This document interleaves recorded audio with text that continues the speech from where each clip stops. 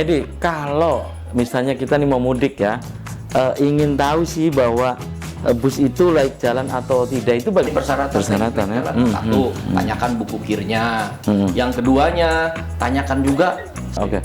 Dan apa larangan dan kewajiban soal Tadi saya katakan tadi, saya sebagai advokat transportasi, ini banyak sekali kecarut-marutan yang pengemudi tidak dijadikan sebagai manusia-manusia yang profesional. Nah, kesalahan dari pengusaha angkutan, kenapa merekrut orang-orang yang tidak kompeten? ya.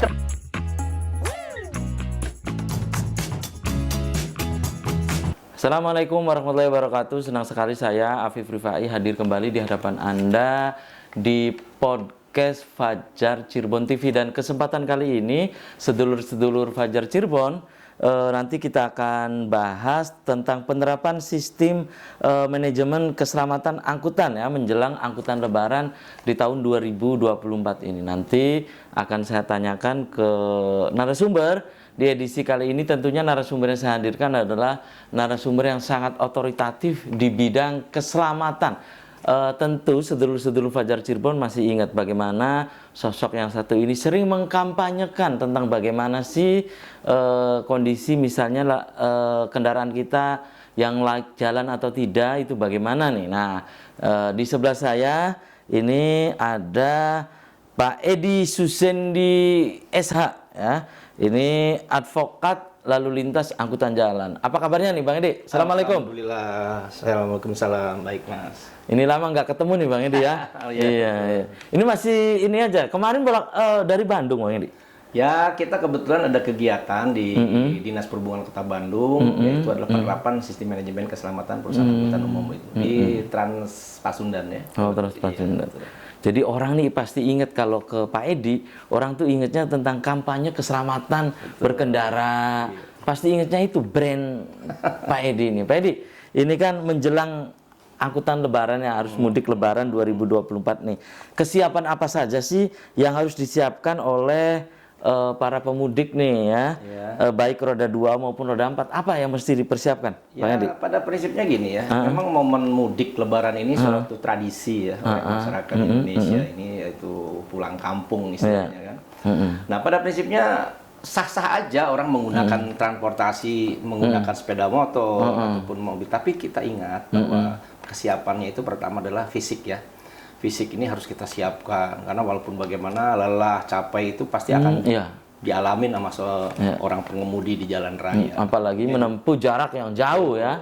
Tentunya juga kesehatan dari kendaraan juga ya, bagaimana perawatannya, dari sistem kelistrikannya, dari pelumasnya, dari mulai cooling sistemnya, radiator ya. Kalau sepeda motor ya tentunya juga dari komponen-komponen rem ya, termasuk juga velgnya, jangan sampai ada bannya juga, jangan sampai ada keretakan-keretakan, itu harus disiapkan.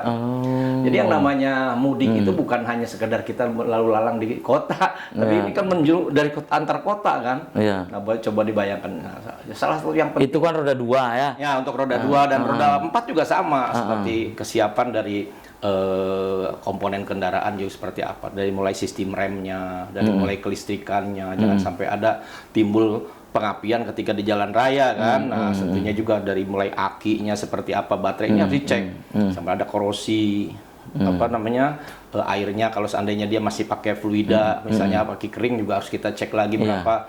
Jangan sampai nanti terjadi masalah di jalan menghambat juga transportasi. Walaupun akinya kering, aki kering gitu ya. Aki kering kan ada lifetime-nya juga kan. Kita lihat jangan sampai nanti trouble di jalan. Terus juga sabuk pengaman juga harus bisa dipakai, diterapkan. Inti yang paling utama adalah ban dan rem. Nah, ban juga kadang-kadang kita nggak tahu, bannya di luar masih bagus, ternyata di dalam anggap bahwa kendaraan itu aman, bannya bagus. Ternyata di dalamnya sudah retak-retak, mungkin udah terlalu lama lifetime dari ban itu, bisa sampai 7 tahun, 6 tahun karena dipakai. Karena lifetime ban itu kan ada masa kadaluarsa saja juga. Kalau seandainya di tempat panas terus menerus kan, otomatis minyaknya akan habis. Jadi elastisitas. Termasuk motor juga? Sama semua. Elastisitas daripada karet itu kan pasti akan ada masanya kan. Nah, apalagi di yang panas. Bukan di aspal ya. Betul. Iya kan, di cor-coran begitu kan, beton begitu kan. Beton ya. Terus yang keduanya juga tekanan angin itu harus jelas diinikan. Jadi tekanan angin juga harus diperhatikan, jangan sampai terlalu. Emang pengaruh itu Pak Edi? Oh jelas, ada namanya efek polimeri ya, ketika dia itu kempes, dipakai, itu akan, makanya pada saat pecah itu ban itu rada warnanya udah berbeda. Itu yang harus diperhatikan sama para pemudik. Nah, selain kesiapan fisik, juga tentunya komponen-komponen daripada rem, terus juga persyaratan administrasi juga harus disiapkan ya, KTP, SIM semua, barangkali terjadi apa-apa kan kita identitasnya jelas. SIM apa ya, pokoknya kelengkapan berkendara lah ya, surat-surat ya. Betul. Nah, Pak Edi kan saat ini sudah purna bakti kan? Iya kan, sudah purna bakti, dan sebagai mantan pejabat di Dinas Perhubungan tentunya ada kebiasaan-kebiasaan yang dilakukan oleh Dinas Perhubungan sebagai instansi pembina teknis, Pak Edi. Dan bagaimana kesiapan perusahaan angkutan untuk menghadapi angkutan Lebaran di tahun 2024 ini? Apa saja yang harus disiapkan oleh perusahaan angkutan ini, Pak Edi? Apa yang mesti dipersiapkan? Ya, tentunya juga rekan-rekan Dinas Perhubungan sudah mulai ya dari H-10 biasanya sudah mulai turun ke lapangan untuk melaksanakan ramcek. Cuman ramcek di sini pada saat kegiatan saya dulu itu mungkin berbeda dengan teman-teman yang lain, karena apa? Saya dari dulu sudah menerapkan yang namanya sistem manajemen keselamatan perusahaan angkutan. Jadi intinya ketika kita ramcek itu bukan hanya kendaraannya yang dicek dari komponen-komponen secara kasat mata kan. Kalau di ramcek itu kan tidak memakai alat teknis yang harus diperagakan kan. Di sana kan kalau di gedung pengujian kan dari mulai alat semua ada. Tapi kalau ramcek itu kita datang ke perusahaan, kita cek secara kasat mata, namanya pemeriksaan teknis, bukan pemeriksaan laik jalan. Kalau pemeriksaan laik jalan itu di gedung. Nah, ini pemeriksaan teknis. Jadi kita lebih condong kepada edukasi ke sana. Bagaimana owner maupun pengemudi kesiapan pada saat menghadapi angkutan Lebaran. Kita berikan edukasi. Kesiapan pengemudinya seperti apa, kesiapan mekaniknya, sampai ke komponen-komponen kita datangin. Kita periksa semua di di gedung bengkel itu. Nah, kalau seperti itu kita puas kan? Nah, untuk mudik gratis, kita kembalikan ke gedung kita. Cek di gedung. Nah, kenapa harus dicek di gedung? Itu baru namanya persyaratan teknis laik jalan. Kalau kita hanya ramcek, itu persyaratan teknis aja. Dari mulai kita kasat mata, speleng mungkin dilihat, terus bannya. Tapi kalau di gedung itu kan semuanya diperiksa pakai alat. Dan lebih akurat. Gitu. Seperti itu kita. Nah, untuk kesiapan pengusaha angkutan, ya tentunya pengusaha angkutan juga harus mempersiapkan bagaimana melayani masyarakat dengan baik agar keselamatan itu bisa tercapai. Seperti contoh, pengemudinya harus kompeten, ya, harus sehat, ya kan, seperti itu kan. Terus juga kendaraannya juga harus laik jalan. Jadi seperti kendaraan, kita cek semua kendaraan itu, dari mulai komponen-komponen yang memang harus ada di situ, ya. Jangan sampai pakai komponen yang tidak original, seperti rem, kanvas rem itu nggak harus original. Komponen penting itu, karena dia harus bisa menyerap panas 400 derajat Celcius. Kalau kanvas rem itu? Iya, kalau kanvas remnya KW, ya belum 400 dia udah ngeblong nantinya. Nah, terjadinya remblong itu, nah selain itu juga pengemudi kita beri edukasi. Termasuk minyak rem, Bang Edi? Ya, minyak rem. Kalau mobil-mobil bus rata-rata pakai pneumatik ya, sudah pakai rem angin semua. Nah, itu juga sama. Rem angin tuh harus jelas bagaimana penyiapan pressure meternya sudah naik tidak, kita cek semua. Jangan sampai nanti pressure meternya masih di bawah standar, udah dipakai itu bisa berbahaya. Nah, ada kebocoran-kebocoran nggak di reservoirnya, semua harus dicek. Jadi kesiapan pengusaha angkutan itu, pengemudinya harus ready, semuanya harus bisa, jangan sampai ada fatigue ya, lelah nanti. Terus jadwal rutenya juga harus jelas. Berapa jam dia berangkat, berapa jam dia harus istirahat. Itu harus ditentukan. Pengemudi kan kadang-kadang mobil-mobil pariwisata dipakai warawiri karena ini sedang mudik kan. Orangnya itu-itu aja. Bagaimana kita? Bisa aja dia fatigue pada saat dia membawa kendaraan, ternyata dia lelah di jalan kan. Ya, lelah. Terjadilah microslip di situ, mobil melenceng di jalur lawan. Di situ harus kita siapkan. Terus juga penggunaan HP juga dilarang ya, kalau pada saat dia mengemudi main sudah HP. Harus dilarang itu. Terus juga mengonsumsi narkoba dan alkohol, semua harus benar-benar ketat. Makanya ada yang dinamakan sistem manajemen keselamatan pengusaha. Pak Edi, kalau misalnya kita nih mau mudik ya, ingin tahu sih bahwa bus itu laik jalan atau tidak, itu bagaimana Pak Edi? Itu juga penting oleh masyarakat, bahwa masyarakat juga jangan asal naik kendaraan. Saat ini dengan yang penting bisa cepat dari Cirebon misalnya sampai ke Indramayu. Ya, Yang jadi penting bisa cepet lah. intinya begini, kalau seorang masyarakat yang ingin menggunakan kendaraan angkutan umum, oh ini kendaraannya layak jalan dan tidak, ya tentunya kita juga lihat nanti kan pada saat momen-momen Lebaran ramcek itu kan dikasih stiker itu bahwa kendaraan itu sudah dicek ya, di ramcek. Oh, nanti dikasih stiker. Ada biasanya pada saat kita masih dinas dulu ya itu ada orangnya suatu tanda bahwa mobil tersebut sudah Sudah ini ya. secara ramcek. Makanya saya juga menginginkan masyarakat juga kritis ya pada saat menggunakan angkutan umum dengan pariwisata misalnya ya, Mas Habib misalnya atau Mas apa namanya itu? Hengki. Mas Hengki. Misalnya pariwisata. Tentunya kan ada IO di situ kan. IO ini harus tanggap kendaraan ini layak jalan atau tidak. Nah, tentunya kita nanyakan kepada masyarakat, kepada si pengusaha angkutan itu atau si perusahaan angkutan itu. Perusahaan tersebut menggunakan atau mempekerjakan pengemudi yang kompeten atau tidak. Buktikan dengan sertifikasi. Konsumen ini nggak apa-apa nanya itu? Nggak masalah, memang itu seharusnya supaya apa? IO ini lebih yakin bahwa kendaraan yang dioperasi yang dipakai oleh IO itu memenuhi persyaratan ya. Satu, tanyakan buku kirnya. Yang keduanya, tanyakan juga sistem manajemen keselamatan. Dan kirnya boleh tidak? Kita itu pengen tahu gitu. Oh, boleh. Boleh. Boleh. Bahkan kalau perlu IO-nya minta diuji ulang ke pengujian kendaraan. Itu kalau waktu saya masih dinas itu secara cuma-cuma gratis itu. Karena yang jadi alasan itu pasti remblong gitu kan. Nah, justru di situ. Iya kan? Jadi kalau kata-kata remblong ini sebetulnya ya, kalau menurut saya ini banyak alibi kadang-kadang begitu pas ada terjadi tabrakan remnya blong, Pak. Padahal sebetulnya menunjukkan bahwa pengemudi itu bodoh. Kalau pengemudi pinter, yang namanya remblong itu tidak ujug-ujug dan tiba-tiba. Remblong itu ada gejalanya. Pertama ada bunyi-bunyian, yang kedua ada efek buang ataupun diinjak keras ataupun ngelos.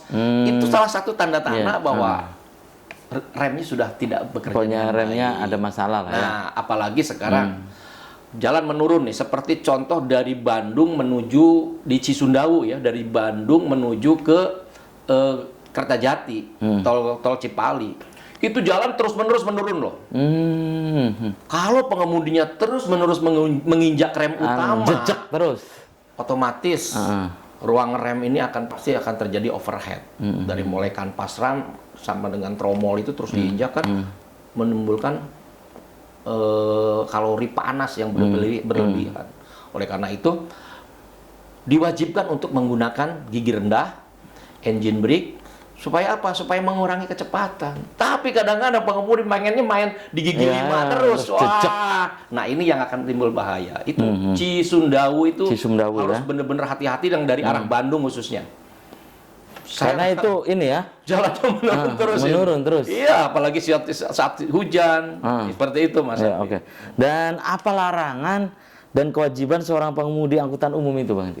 Di saat mudik nanti itu apa kewajibannya itu? Yang jelas pengemudi angkutan umum harus mengikuti aturan, ya harus sesuai dengan SOP. Tidak boleh ugal-ugalan. Jelas itu tidak boleh ugal-ugalan, emosi, karena dia membawa penumpang. Responsibility-nya harus ditekankan sama dia bahwa saya punya tanggung jawab kepada keselamatan manusia. Itu kewajiban seorang driver profesional ya. Tidak boleh dia hanya, waduh besok nih saya harus ngangkut lagi nih, saya harus sekarang harus sampai jam sekian. Itu jangan sampai. Makanya perusahaan itu wajib menerapkan sistem manajemen keselamatan perusahaan angkutan umum itu. Si pengemudi itu kan membawa asetnya mereka. Miliaran loh. Yang namanya bis sekarang yang baru-baru itu harganya miliaran. Nah sekarang dipengemudikan sama orang-orang yang nggak profesional, orang-orang yang ugal-ugalan. Perusahaan juga rugi, Pak. Yang namanya kecelakaan itu seperti gunung es, Pak. Ya, teori gunung es itu yang dilihat hanya kecelakaannya, tapi ke bawahnya dia harus nyantunin korban, dia harus urusan dengan pihak hukum, belum lagi fasilitas lalu lintas yang dirusak ataupun kendaraan lain yang terkena musibah. Tapi kadang-kadang perusahaan hanya melihatnya titik puncaknya aja kecelakaan habis sekian. Kalau ke bawah fenomena gunung es ya. Nah, itu namanya teori gunung es seperti itu. Pak Edi kan sekarang berprofesi sebagai advokat nih. Advokat angkutan advokat lalu lintas dan angkutan jalan. Advokat lalu lintas dan angkutan jalan ya. Advokat LAJ lah ya. Nah, bagaimana dengan pasal kelalaian yang sering digunakan oleh pihak kepolisian itu kan, Itu, untuk pasal. pengemudi ya. Betul, betul. Ini berkaitan Undang-Undang Nomor 22 Tahun 2009. Iya, Jika ada kecelakaan hingga ada korban jiwa, selalu pengemudi yang bertanggung jawab. Bagaimana menurut Pak Edi nih solusi, dan bagaimana perusahaan kan juga di sini harusnya juga itu kan, bukan hanya pengemudi Ya, maksud betul, saya betul. kan. Jadi gini, sebetulnya saya juga kurang sependapat ya dengan aspek itu udah jadi aturan. Itu pasal karet itu sebetulnya. Pasal 310 Undang-Undang Lalu Lintas Angkutan Jalan. Sebetulnya yang namanya kelalaian itu bukan hanya pengemudi. Kalau seandainya itu pengusaha angkutan umum ya, perusahaan. Karena di dalam perusahaan angkutan umum itu ada dinamakan standar keselamatan. Di udara juga ada, di laut juga ada yang namanya standar keselamatan. Ada, Safety pokoknya. Management System. Oh iya, semua itu harus termonitor di dalam perjalanan itu. Pokoknya angkutan darat, laut, udara Iya, ya. di laut. Ada yang namanya radio di dalam itu tuh. Dia komunikasi dengan radio pantai. Navigasi itu. Di udara juga sama. Ada yang namanya kan safety management system. Yang namanya pilot nggak sembarangan berangkat terbang itu. Harus ada yang namanya sistem yang harus terintegrasi. Semuanya harus dicek. Bagaimana pesawat itu. Begitupun dan mobil angkutan ya. Angkutan saat ini angkutan umum. ada yang dinamakan Sistem Manajemen Keselamatan Perusahaan Angkutan Umum. Itu di Peraturan Menteri Nomor 85 Tahun 2018. Cuman saat ini pelaksanaannya masih terseok-seok dan hampir rata-rata tidak dilaksanakan. Kenapa itu? Karena Kementerian Perhubungan memiliki semacam kewajiban perusahaan angkutan umum itu hanya membuat dokumen sebagai panduan. Setelah itu selesai? Setelah itu selesai. Jadi dokumen buat apa? Dokumen dibuat tapi tidak dilaksanakan. Nah, saya dan teman-teman di Jawa Timur, saya terapkan itu bagaimana perusahaan itu mengimplementasikan. Karena di dalam sistem manajemen keselamatan perusahaan angkutan umum itu ada 10 elemen. Dari mulai komitmen pengusaha, karyawan, pengemudi, semua harus komitmen.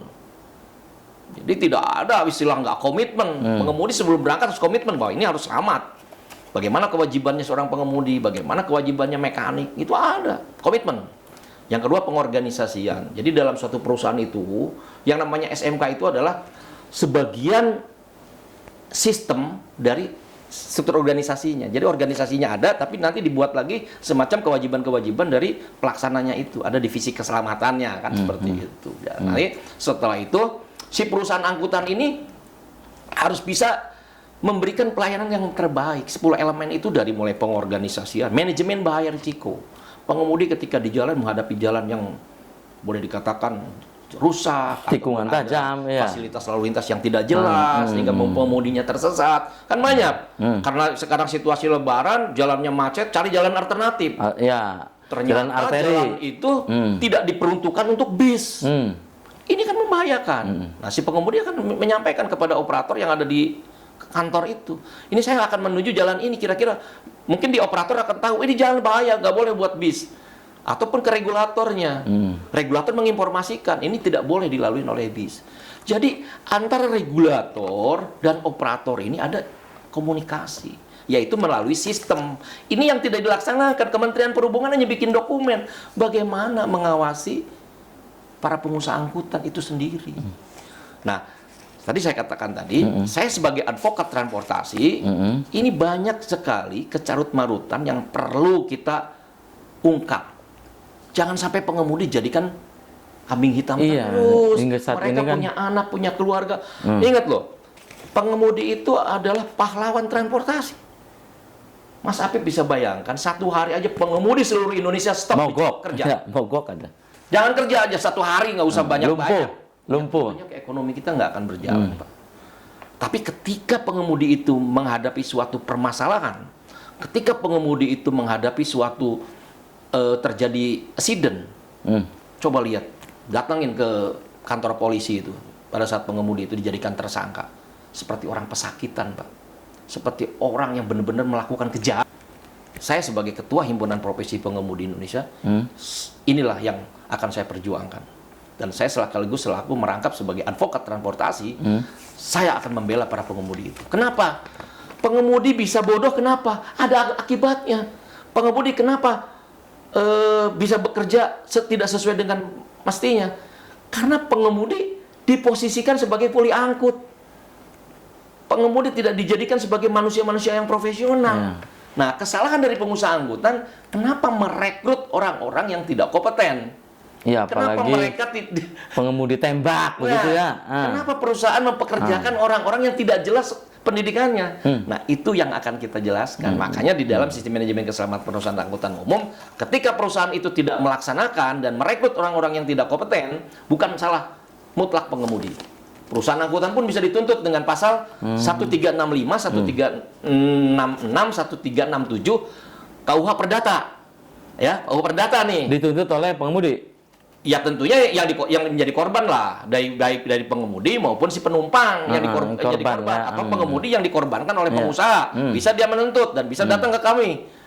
Kita akan ajukan itu karena walaupun bagaimana mereka harus dibela. Nah, ketika perusahaan itu dinyatakan memang benar-benar lalai dan memang disengaja, ya kan lalai itu ada yang lalai karena memang tidak disengaja, ya karena kelalaian, ada yang sengaja jadi pembiaran.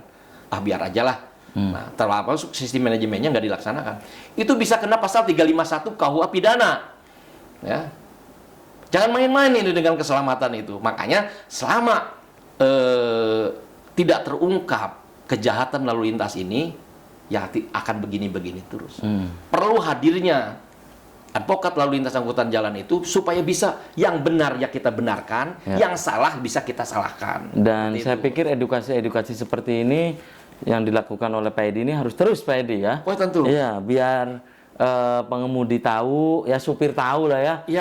Penumpang juga memahami gitu. Karena saat ini begini Mas Api, pengemudi-pengemudi ini saat ini maaf saya kata mereka itu boleh dikatakan SDM ya. Makanya saya bersama-sama BNSP dan LSP itu memberikan semacam penyuluhan pendidikan termasuk uji kompetensi. Di dalam standar kompetensi, kebetulan kami juga dengan Korlantas Polri keliling Indonesia untuk menerapkan standar kompetensi ini ke polda-polda supaya bahwa ada standar kompetensi. Nah, standar kompetensi ini ada di dalam standar kompetensi kerja nasional Indonesia, SKKNI. Nah, di SKKNI 269 keputusan Menaker itu tahun 2014 ya, di situ sudah dijelaskan bahwa standar kompetensi itu dari mulai kendaraan besar berat, kendaraan kecil, sampai dengan kendaraan family driver, kendaraan khusus, itu sudah ada standarnya, Mas Apip. Nah, bagaimana dengan pengemudi Indonesia yang boleh dikatakan belajarnya dari kenek, nanti kenek ngajarin lagi kenek, akhirnya ilmunya ilmu kenek semua kan. Nah, kita standarkan, Pak. Karena yang namanya KKNI, ya, Kerangka Kualifikasi Nasional Indonesia itu, kerangka KKNI itu adalah salah satu untuk bisa menyesuaikan antara pendidikan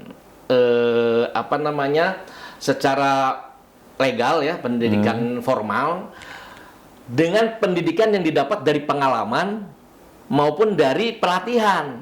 Ya kan nggak mungkin. Sekarang kan namanya KKN itu ada level 9 Pak Mas Apip, dari mulai pendidikan vokasi sampai dengan langsung ke taruhlah engineer ataupun doktor ya, semua itu bisa dilaksanakan dari pendidikan formal. Tapi bagaimana pengemudi yang dari SDM tadi, yang dari kenek, belajar dari kenek? Tapi mereka sudah pengalaman. Supirnya lagi istirahat. Nah, coba katanya kamu belajar dulu tuh, mobil lagi mandek kan? Mundur dulu, kadang kan keneknya yang itu ya. Keneknya kan, mundur ya kan. Dari situlah akhirnya kan. Makanya sekarang kita bikin standar mereka, kan nggak mungkin sekarang suruh sekolah lagi dari mulai SD sampai kan ke dokter, kan nggak mungkin seorang pengemudi. Nah, di dalam KKNI ini ada level 1 sampai dengan maksimal level 4 untuk SDM yang dapat dari otodidak ya, ataupun dari pengalaman. Kita edukasi lagi. Jadi mereka itu distandarkan. Jadi nggak mungkin mereka dibunuh sekaligus langsung dihilangkan, kan nggak mungkin. Kita bikin akademi kader. Nah sekarang pengemudi di jalan raya mau kerja apa mereka? Nah kami bikin namanya Kerangka Kualifikasi Nasional Indonesia (KKNI) sehingga mereka bisa disetarakan agar mereka, tapi nggak sampai level 9, mungkin di level 4 maksimal bisa di level. Pak Edi, menurut Pak Edi, apakah selama ini perusahaan angkutan itu sudah melaksanakan sistem manajemen keselamatan sebagaimana Peraturan Menteri Nomor 85 Tahun 2018 menurut Pak Edi? Masih jauh dari yang diharapkan saya atau? Saya katakan tadi masih jauh. Masih jauh. Dan ini perlu effort yang besar ya, karena masalahnya apa? para pengusaha angkutan ini hanya memiliki pemikiran bahwa saya perizinannya udah ada, ngapain lagi ngurusin SMK, ngapain lagi ngurusin sistem manajemen keselamatan, perizinannya aja lancar. Jadi yang paling utama adalah di bagian perizinan. Perizinan ini harus benar-benar selektif, benar-benar nggak dilaksanakan SMK-nya. Ini menyangkut nyawa manusia loh. Jangan hanya main-main, wah perizinannya udah ada, udah verifikasi Dinas Perhubungan Provinsi misalnya. Kan ada KBLI. KBLI 49431 itu kewenangan provinsi. Itu sesuai dengan Undang-Undang Cipta Kerja kan sekarang ada KBLI. Nah, ada juga KBLI 49432 kewenangan provinsi kayak bis-bis itu yang akap antar kota antar provinsi ya. Barang berbahaya dan beracun. Itu kewenangan Kementerian Perhubungan. Nah, untuk AKDP terus travel yang bangsa mobil-mobil barang itu provinsi. Nah, ini yang harus diperhatikan ya, mungkin halayak penonton bisa menjadi semacam social control ya, karena ini menyangkut keselamatan manusia. Perizinan ini harus benar-benar ketat. Kenapa? Ini dari mulai Kementerian Perhubungan dan Dinas Perhubungan Provinsi, benar nggak perusahaan angkutan itu melaksanakan yang dinamakan sistem manajemen keselamatan perusahaan angkutan? Kenapa? Dari 10 elemen ini benar-benar dilaksanakan nggak? Karena di situ ada perawatan kendaraan. Perawatannya harus jelas, mekaniknya harus jelas. Ada pendidikan dan latihan pengemudi. Pendidikan dan latihan pengemudi ini harus benar-benar ada sertifikatnya. Benar-benar nggak dilatih dan benar-benar nggak diuji kompetensi. Nah, ini salah satu komponen yang ada di dalam sistem manajemen keselamatan. Oke, Pak Edi, kalau sekarang kan fenomena kecelakaan yang menimpa anak-anak itu akibat klakson telolet itu ya. Bagaimana menurut Pak Edi itu? Jadi ya kan, gini, kalau ada telolet anak-anak itu ngejar malah. Kan terjadi fenomena kejadian kecelakaan ya, yang kita sendiri juga cukup prihatin ya. Memang ya nggak salah namanya anak-anak dikasih hiburan ya. Begitu ada lihat kendaraan bis langsung dia teriak-teriak. Yang salah itu adalah pengusaha angkutannya, pengemudinya. Mereka tidak diedukasi, mereka tidak dibina oleh regulator, sehingga ya semau-maunya. Klakson itu bukan untuk mainan. Iya, telolet. Klakson itu ada fungsinya, yaitu untuk isyarat peringatan ketika dia itu berhadapan dengan kendaraan lain, ketika ada untuk mengetahui isyarat peringatan. Dan ada etika. Kalau udah gitu kan dia udah melanggar etika profesi, melanggar etika lalu lintas, kan seperti itu kan. Ya, sekarang itu kalau ada telolet katanya tidak diluluskan ya. Sekarang ya itu tadi kayak polisi India. Kejadian dulu baru pada rame. Sama dengan fenomena saat ini, kecelakaan, ribut FGD. Cukup selesai dengan di FGD aja forum diskusi. Tindak lanjutnya seperti apa nggak jelas. Bagaimana harus tindak lanjutnya? 80% kecelakaan itu akibat manusia. Nah, kalau sekarang tahu kita ini manusia yang berarti kelalai, ada apa dengan manusia ini? Seharusnya investigator, human error lagi alasannya ya, ataupun dari pihak investigasi harus tahu ini errornya kayak kenapa orang ini bisa error nih. Oh, ternyata orang ini nggak diedukasi. Oh, ternyata perusahaannya nggak melaksanakan sistem manajemen keselamatan.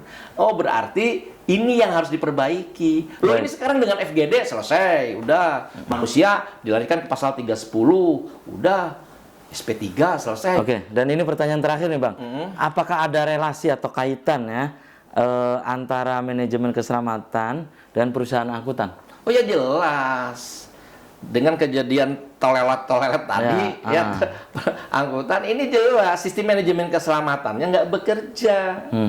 Kalau sistem manajemen keselamatannya ini berjalan dengan baik, saya rasa kejadian-kejadian overdimensi, overload, remblong, fenomena penyalahan gunaan klakson ini nggak akan terjadi. Karena apa? Fungsi regulatornya bekerja. Perusahaan angkutan melaporkan setiap kegiatan dari mulai mau berangkat, cek kesehatan, sebelum kendaraan itu dioperasikan, bagaimana kesiapan daripada kendaraan tersebut itu dicek, Pak. Nah, bagaimana muatannya itu juga dicek. Nah, kalau sistem manajemen keselamatan perusahaan angkutan umum ini bekerja dengan baik, saya rasa tidak akan terjadi kecelakaan. Pengujian sebetulnya terbantu. Orang, sebentar saya minta waktu ya, sebentar Pak Sapip.